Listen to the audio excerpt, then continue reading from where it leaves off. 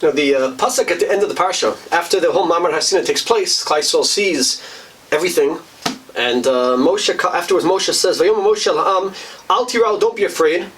Kilvavur nasos eschem ba Elokim."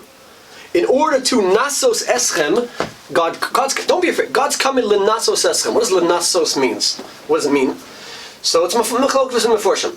Some meforshim Rashi learns, for example, means to elevate. To elevate you. Everyone should realize, the world should know that God spoke to the Jewish people. Elevate Klal Yisrael. Other meforshim learn it has to do with testing, like a nisayon. L'nasos says, now God could test you. Now that you've seen Him, now that it's there, now you understand what's happening. Now God could give you a nisayon. Now it could be tested, and that's our goal, is to pass the test and grow, etc.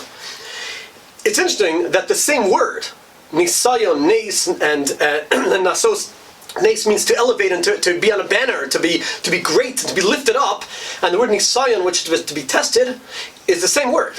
It's not a coincidence. There is no other way. The only way that a person could become great is through nisayon. There's no shortcuts, there's no tricks, there's no other way to do it. The Gemara, the Medrash says, God won't elevate someone to a great status unless He first tests him.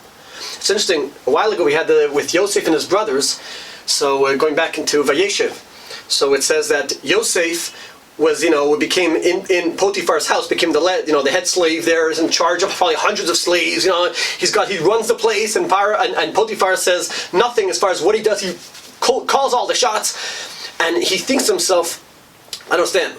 My father was tested. My grandfather's tested. I'm not going to be tested? And God comes to him, so to speak, and says, don't worry, I got a test for you too. And sure enough, the next pasuk, Eshes Potiphar comes to attack him. You can't become great unless there's first a test of some sort that a person has to pass. Sometimes we feel challenges and we're like, oh man, enough, I need to pray. I'm frustrated by it, or I don't want to have it, I want to get it away. Or sometimes we think of nisyonos as, I'm going down the street, and it's like a bump in the street. I gotta get over it so I can keep going. That's not pshat. The pshat is we're trying to go up, and the bumps are only way up. And that's the goal of a nisayon. The fact that nisayon and neist, which is to be elevated, is the same word, is because that's the only way to do it. It goes together.